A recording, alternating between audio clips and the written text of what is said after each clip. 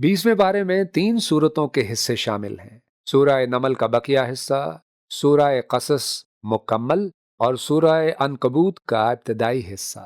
सूरह नमल के बकिया हिस्से में 2 अहम बातें बयान हुई हैं। पहली बात, तौहीद के 5 मजबूत दलाइल। नंबर 1, आसमान, जमीन, बारिश और खेतियों को पैदा करने वाला सिर्फ अल्लाह है।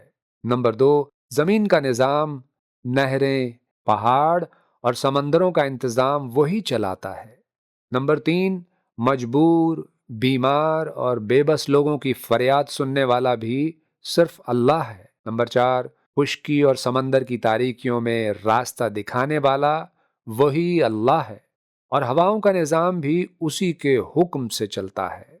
नंबर 5, पहली बार भी इंसान को उसी ने पैदा किया और दोबारा भी वही जिंदा करेगा और रिज्क देने वाला भी सिर्फ अल्लाह है।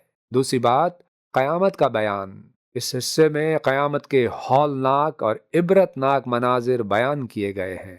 फरमाया, क़यामत के दिन जब सूर फूंका जाएगा तो पूरी कायनात का निज़ाम बदल जाएगा। तमाम इंसान अपनी कब्रों से उठाकर हिसाब के लिए अल्लाह के हुजूर जमा किए जाएंगे। अब आगे सूरह कसस शुरू हो रही है।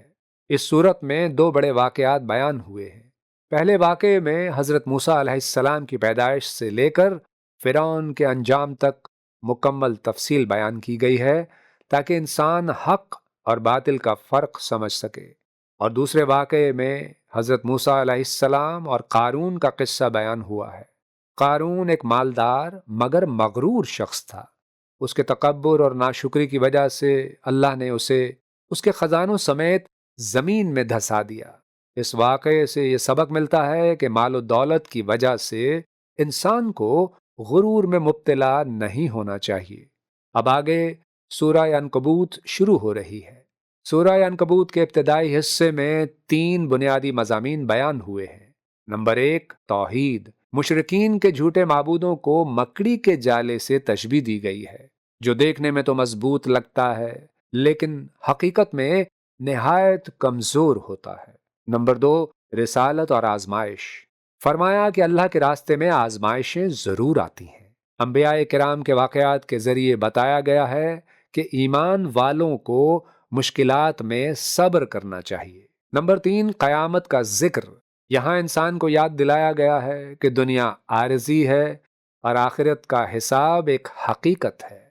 इस पारे में हमें ये पैगाम दिया गया है कि हकीकी ताकत और इख्तियार सिर्फ अल्लाह के पास है। उसी पर भरोसा करना कामयाबी का रास्ता है। ऐ अल्लाह, हमें सच्चा ईमान, सब्र और अपनी ज़ात पर कामिल भरोसा अता फरमा।